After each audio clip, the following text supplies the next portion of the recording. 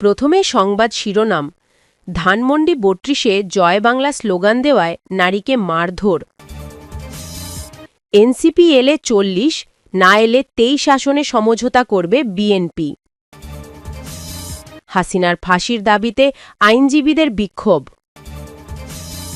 নির্বাচনের আগেই গণভোটের সিদ্ধান্তে অনড় জমায়েত, আসছে নতুন সিদ্ধান্ত। প্রধান উপদেষ্টার ভাষণের প্রতিক্রিয়া নিয়ে যা জানালো গণ অধিকার পরিষদ। ধানমন্ডি ৩২-এ জয় বাংলা স্লোগান দেওয়ায় নারীকে মারধর।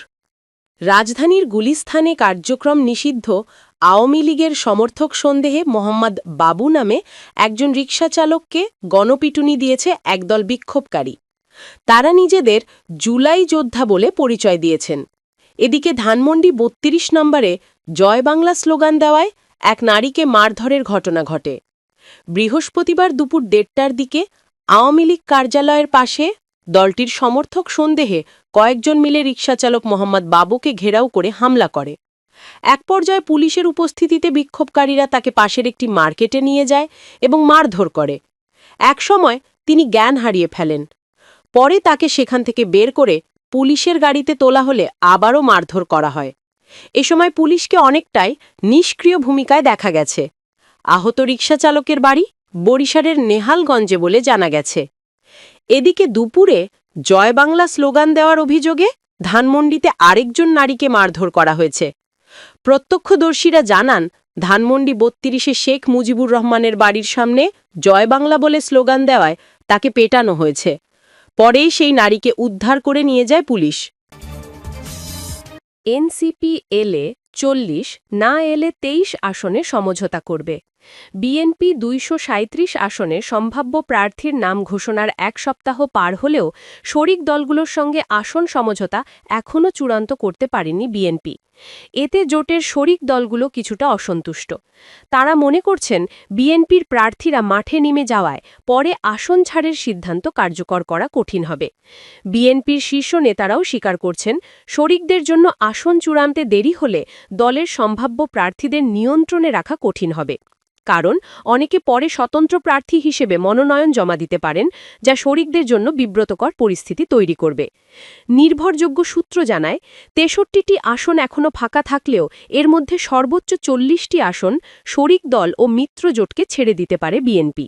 তবে জাতীয় নাগরিক পার্টি এনসিপি ও বাংলাদেশ খেলাফত মজলিসের সঙ্গে সমঝোতা না হলে শরিকদের জন্য আসন সংখ্যা কমে ২৩টিতে নেমে আসবে।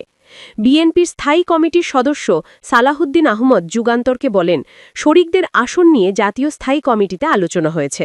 তাদের সঙ্গে বৈঠক করে খুব দ্রুত সিদ্ধান্ত নেওয়া হবে। যারা শরিকদের সঙ্গে লিয়াজও করছেন তাদের নিয়ে ভারপ্রাপ্ত চেয়ারম্যান বসবেন। অন্যদিকে অন্তত ১০টি শরিক দলের শীর্ষ নেতা যুগান্তরকে জানান, তাদের প্রত্যাশিত আসনে বিএনপির সম্ভাব্য প্রার্থীরা প্রতিদিন বিভিন্ন কর্মসূচি পালন করছেন, শোডাউন ও গণসংযোগ করছেন। এতে তারা নিজেরা মাঠে নামতে পারছেন না। বিএনপির প্রার্থীরা একই আসনে প্রচারণা চালালে উত্তেজনাকর পরিস্থিতি তৈরি হতে পারে বলে তারা আশঙ্কা করছেন। একজন শরিক দলের নেতা নাম প্রকাশ না করার শর্তে বলেন, বিএনপির নীতি নির্ধারকদের আমরা বাস্তব পরিস্থিতি জানিয়ে দ্রুত সমাধানের অনুরোধ জানিয়েছি। দেরি হলে ক্ষতি হবে সবার। শরিকদের মধ্যে নিবন্ধিত কয়েকটি দলের নেতারা আরও বলেন, নির্বাচনে জোটে থেকেও নিজস্ব প্রতীক ব্যবহার করতে হবে। কিন্তু তাদের আসনে বিএনপির প্রার্থীরা এখনই ধানের শীষ প্রতীকে প্রচারণা শুরু করে দিয়েছেন। পরবর্তীতে আসন ছাড় দেওয়া হলেও ভোটারদের মনে অন্য প্রতীকের পরিচিতি তৈরি করা প্রায় অসম্ভব হয়ে উঠবে। বিএনপির একাধিক দায়িত্বশীল সূত্র জানিয়েছে, শরিক দলের গুরুত্বপূর্ণ নেতাদের প্রার্থিতা নির্ধারণে তাদের অতীত আন্দোলনে ভূমিকা, জনপ্রিয়তা, রাজনৈতিক অবস্থান ও ভবিষ্যৎ সরকারের সম্ভাব্য ভূমিকা বিবেচনা করা হচ্ছে। হাসিনার ফাঁসির দাবিতে আইনজীবীদের বিক্ষোভ। ছাত্র জনতার অভ্যুত্থানে ক্ষমতাচ্যুত প্রধানমন্ত্রী শেখ হাসিনার ফাঁসির দাবিতে বিক্ষোভ করেছেন বিএনপিপন্থী আইনজীবীরা। বৃহস্পতিবার ১৩ নভেম্বর ঢাকার নিম্ন আদালত প্রাঙ্গণে জাতীয়তাবাদী আইনজীবী ফোরামের ব্যানারে এই মিছিল বের হয়। পরে ঢাকার চিফ মেট্রোপলিটন আদালত ও ঢাকা মহানগর দায়রাজজী আদালত ঘুরে আইনজীবী সমিতির সামনে গিয়ে মিছিল শেষ হয়। বিক্ষোভ মিছিলে কয়েকশো আইনজীবী অংশ নেন। এ সময় আইনজীবী সমিতির সাধারণ সম্পাদক সৈয়দ নজরুল ইসলাম, জাতীয়তাবাদী আইনজীবী ফোরাম, ঢাকা বার ইউনিটের সদস্য সচিব নিহার হোসেন ফারুক সহ আইনজীবী নেতারা উপস্থিত ছিলেন। উল্লেখ্য, জুলাই গণঅভ্যুত্থানের সময় সংঘটিত মানবতাবিরোধী অপরাধের ঘটনায় শেখ হাসিনা সহ ৩ আসামির বিরুদ্ধে করা মামলার রায় হবে আগামী সোমবার ১৭ নভেম্বর। বিচারপতি মোহাম্মদ গোলাম মুর্তজা মজুমদার নেতৃত্বাধীন ৩ সদস্যের আন্তর্জাতিক অপরাধ ট্রাইব্যুনাল ১ আজ বৃহস্পতিবার এই তারিখ ধার্য করেন। এই ট্রাইব্যুনালের অপর ২ সদস্য হলেন বিচারপতি মোহাম্মদ শফিউল আলম মাহমুদ ও বিচারক মোহাম্মদ মহিতুল হক এনাম চৌধুরী। নির্বাচনের আগেই গণভোটের সিদ্ধান্তে অনড় জামায়াত। আসছে নতুন সিদ্ধান্ত। জাতীয় নির্বাচনের আগেই গণভোট অনুষ্ঠিত হতেই হবে, কথায় এখনও অনড় রয়েছে বাংলাদেশ জামায়াতে ইসলামী।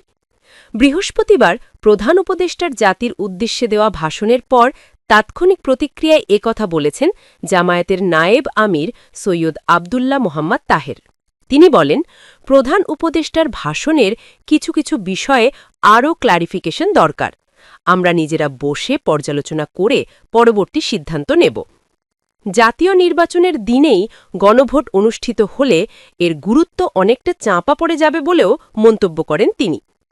এর আগে জাতির উদ্দেশ্যে দেওয়া ভাষণে প্রধান উপদেষ্টা প্রফেসর মোহাম্মদ ইউনুস জানিয়েছেন, নির্বাচনের দিন গণভোট আয়োজন করা হবে। প্রধান উপদেষ্টা বলেন, আগামী জাতীয় সংসদ নির্বাচনের দিনে গণভোটের আয়োজন করা হবে, অর্থাৎ জাতীয় নির্বাচনের সঙ্গে মিলিয়ে ফেব্রুয়ারি মাসের প্রথমার্ধে একই দিনে গণভোট অনুষ্ঠিত হবে। এতে কোনোভাবেই সংস্কারের লক্ষ্য ব্যাহত হবে না। নির্বাচন আরও উৎসবমুখর ও সাশ্রয়ী হবে। গণভোটের আয়োজনের জন্য প্রয়োজনীয় আইন উপযুক্ত সময় প্রণয়ন করা হবে। প্রধান উপদেষ্টার ভাষণের প্রতিক্রিয়া নিয়ে যা জানালো গণ অধিকার পরিষদ। জাতির উদ্দেশ্যে দেওয়া প্রধান উপদেষ্টা ড মোহাম্মদ ইউনুসের ভাষণের বিষয়ে গণ অধিকার পরিষদের প্রতিক্রিয়া দলীয় ফোরামে আলোচনা করে জানানো হবে। আগামীকাল শুক্রবার এ বিষয়ে আনুষ্ঠানিক প্রতিক্রিয়া দেবে দলটি। বৃহস্পতিবার ১৩ নভেম্বর সন্ধ্যায় যুগান্তরকে একথা জানান গণ অধিকার পরিষদের সাধারণ সম্পাদক রাশেদ খান। তিনি বলেন, এ বিষয়ে দলীয় ফোরামে আলোচনা করে আমরা শুক্রবার আনুষ্ঠানিক প্রতিক্রিয়া দেব। তাৎক্ষণিকভাবে কোনো প্রতিক্রিয়া আমরা দিচ্ছি না। সংসদ নির্বাচনের দিন গণভোট আয়োজন করা হবে বলে জানিয়েছেন অন্তর্বর্তীকালীন সরকারের প্রধান উপদেষ্টা প্রফেসর মোহাম্মদ ইউনুস। বৃহস্পতিবার দুপুরে জাতির উদ্দেশ্যে দেওয়া ভাষণে তিনি এ তথ্য জানান। প্রধান উপদেষ্টা বলেন, আগামী জাতীয় সংসদ নির্বাচনের দিন গণভোট অনুষ্ঠিত হবে, অর্থাৎ জাতীয় নির্বাচনের সঙ্গে মিলিয়ে ফেব্রুয়ারির প্রথমার্ধে একই দিনে গণভোট আয়োজন হবে। এতে কোনোভাবেই সংস্কারের লক্ষ্য ব্যাহত হবে না। নির্বাচন আরও উৎসবমুখর ও সাশ্রয়ী হবে। গণভোটের আয়োজনের জন্য প্রয়োজনীয় আইন উপযুক্ত সময় প্রণয়ন করা হবে। তিনি আরও জানান, গত ৯ মাস ধরে রাষ্ট্র গঠনের জন্য জাতীয় ঐক্যমত্য কমিশন রাজনৈতিক দলগুলোর সঙ্গে আলোচনা করেছে। সংবিধানের গুরুত্বপূর্ণ ৩০টি বিষয়ে দলগুলো একমত হয়েছে। এটি ভবিষ্যৎ রাজনীতির জন্য আশাব্যঞ্জক।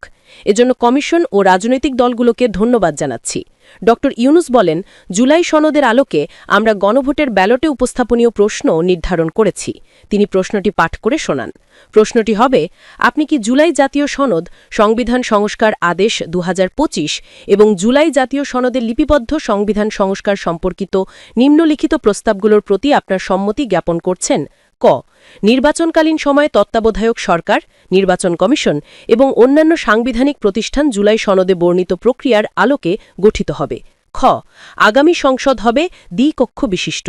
জাতীয় সংসদ নির্বাচনের দলগুলোর প্রাপ্ত ভোটের অনুপাতে ১০০ জন সদস্য বিশিষ্ট একটি উচ্চকক্ষ গঠিত হবে এবং সংবিধান সংশোধন করতে হলে উচ্চকক্ষের সংখ্যাগরিষ্ঠ সদস্যের অনুমোদন প্রয়োজন হবে। গ. সংসদে নারীর প্রতিনিধি বৃদ্ধি, বিরোধী দল থেকে ডেপুটি স্পিকার ও সংসদীয় কমিটির সভাপতি নির্বাচন, প্রধানমন্ত্রীর মেয়াদ সীমিতকরণ, রাষ্ট্রপতির ক্ষমতা বৃদ্ধি, মৌলিক অধিকার সম্প্রসারণ, বিচার বিভাগের স্বাধীনতা ও স্থানীয় সরকারসহ বিভিন্ন বিষয়ে যে ৩০টি প্রস্তাবে জুলাই সনদে রাজনৈতিক দলগুলোর ঐক্যমত হয়েছে সেগুলো বাস্তবায়নে আগামী নির্বাচনে বিজয়ী দলগুলো বাধ্য থাকবে। ঘ. জুলাই সনদে বর্ণিত অন্যান্য সংস্কার রাজনৈতিক দলগুলোর প্রতিশ্রুতি অনুযায়ী বাস্তবায়ন করা হবে। গণভোটের দিন এই ৪টি বিষয়ের উপর একটিমাত্র প্রশ্নে ভোটাররা হ্যাঁ বা না ভোট দিয়ে তাদের মতামত জানাবেন। এর আগে রাষ্ট্রপতি মোহাম্মদ শাহাবুদ্দিন জুলাই জাতীয় সনদ বাস্তবায়ন আদেশে স্বাক্ষর করেন। বৃহস্পতিবার দুপুরে তিনি এ আদেশে স্বাক্ষর করেন। বিএনপিও এই বিষয়ে এখন পর্যন্ত কোনো আনুষ্ঠানিক প্রতিক্রিয়া দেয়নি। তাদের স্থায়ী কমিটির জরুরি বৈঠক ডাকা হয়েছে, সেখানে সিদ্ধান্ত নেওয়া হবে। জাতীয় নাগরিক পার্টিও জরুরি বৈঠকে বসেছে। এরপর তারা প্রধান উপদেষ্টার ভাষণের আনুষ্ঠানিক প্রতিক্রিয়া দেবে।